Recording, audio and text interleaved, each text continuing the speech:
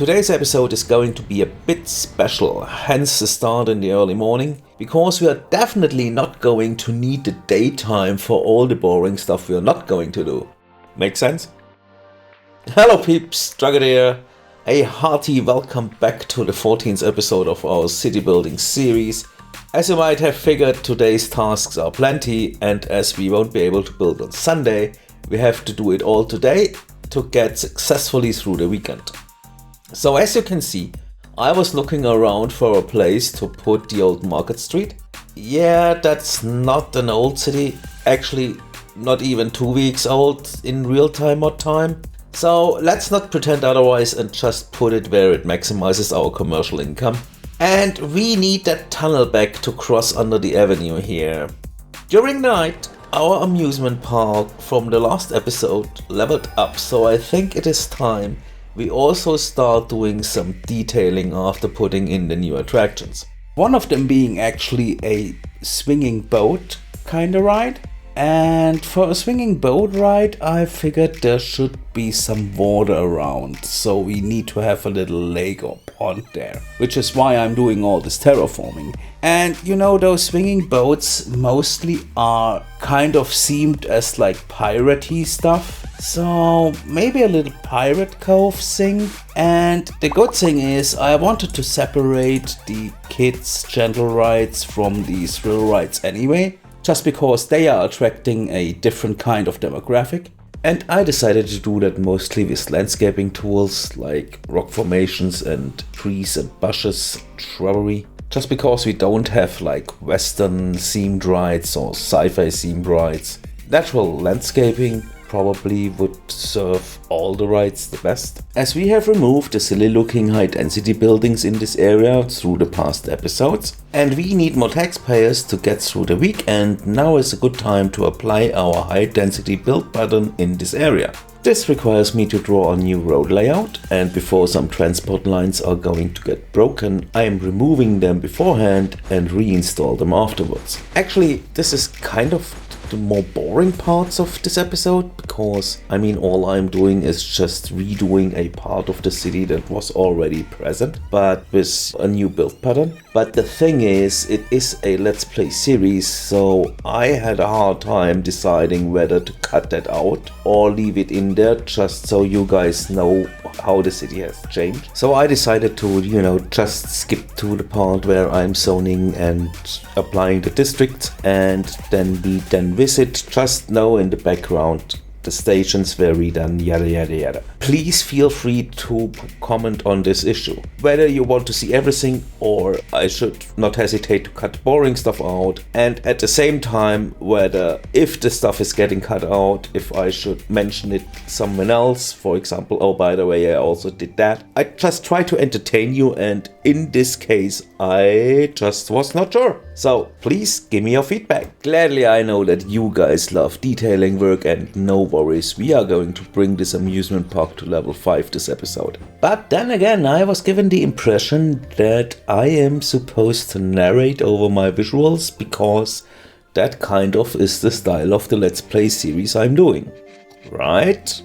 I'm not having any issues with that as long as the visuals I see are kind of compelling and keep me watching, but when I'm going to place the 6th stone in a row, I'm probably going to run out of things to say, and I don't want to end up like, and now I'm placing another stone. Come on, right? So right now we are kind of in a meta level and talking about how things should be. Yeah, that's cool. And you enjoy the visuals while I am talking about other stuff. So that's cool. Yeah, I like that. But yeah, I think I have to switch formats sometime soon, kind of. Oh wow, okay, now this is awesome. And I was so eager to show you guys this. We are going to expand our logistics network, basically adding a second cargo station kind of in the downtown area to supply our commercials and such. And believe it or not, but I planned the route for this train in my head for quite a while. Like back then when I was building the stadium and put the interchange around, I mean, it was clear from the beginning that we had to utilize a rail system to supply the shops in our downtown area, because otherwise we would have so much truck traffic from the industry over the river into the downtown area and back. No.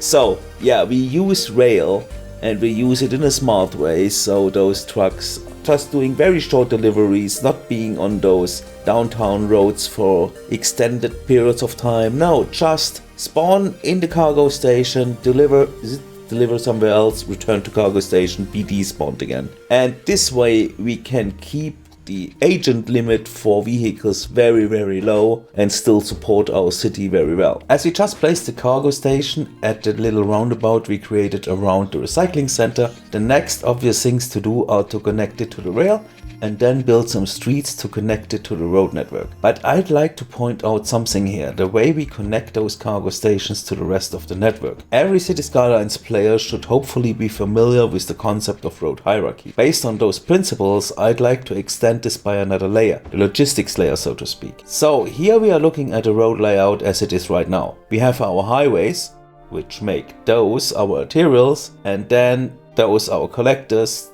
which are connected on those race junctions, bridging over the first possibility to connect to the downtown grid and connect further away at those points. Now everything else might be considered build area or grid, but now check out where the roads from the cargo stations connect at those spots which normally would be considered to be the quietest roads of the grid. So we basically are separating the traffic that comes from the residential areas or the highway to enter our commercial area from the truck traffic our cargo train stations generate. With a spoilerish glimpse into the future, let me show you how we apply the exact same principles for our new logistics hub. Whether those are arterials or collectors, it's all very dense here. So I refer back to the probably least used roads for normal traffic. That is where we connect our logistics layer. When we are developing the real downtown high-rise area in a future episode to the left, I must remember not to connect to this then becoming a collector road and instead connect somewhere over here. And this cargo station also should get a third access point further left. But as you can see, there is still a lot of work to be done here.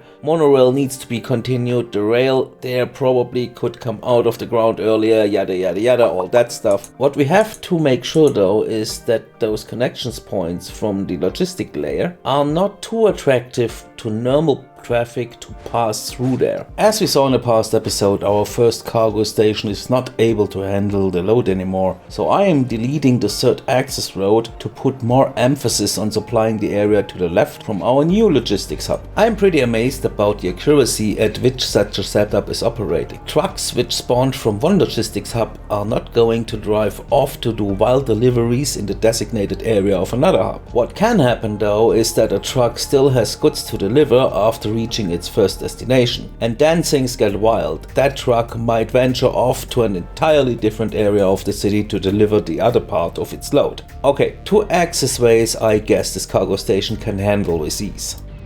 Okay, now comes a part I was really excited about. Talking in the past because I kind of changed my mind. You see, the video footage for this episode is more than 6 hours long, resulting in 380 gigabytes of footage. In the editing process, I soon realized that there is no way of compressing all of this into one episode, even with me speeding up the footage and just cutting to the best parts. But it is a really important step for the city, as it kind of unifies the city's looks, giving it more of a "it has evolved like this" feel. I mentioned in the past that I was not pleased with how a certain spot turned out because it had the potential to be so much more. I also noticed that we lost lots of our students to fill up the campuses because of our previous preparations for this exact Rework project.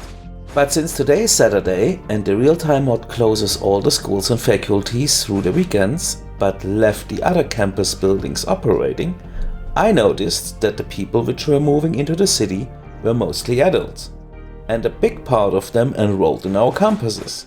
So today is the best time to do this Rework project. So I decided to tease you with all those small video snippets while explaining all of this, and then show you kind of a before and after cinematic montage to show you what I meant with this area could be so much more. I also took the opportunity to get rid of some older assets I do no longer want to keep in my subscriptions.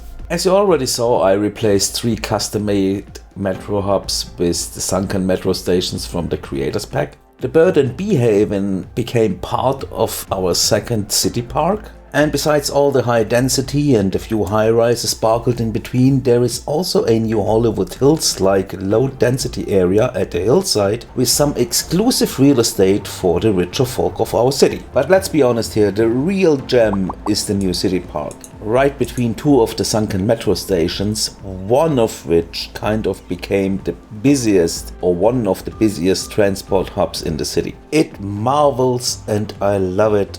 I could watch that thing all day. It became a very busy station because of an oversight on my part regarding the metro network layout, so in order to keep this busy station in check, I was forced to use buses to lift the load off the tram line at this place. I took the opportunity and also installed about 50 new bus lines all over the city, generating a financial surplus of 4K around this hour of the day. As you saw, our park leveled up to level 5. Yeah, I had to give it a little notch. And now we can place the Ferris wheel and the roller coaster. Talking about roller coasters, there's a group of asset creators which did an awesome job in creating a custom roller coaster out of a train network kind of thing. So I had to do that.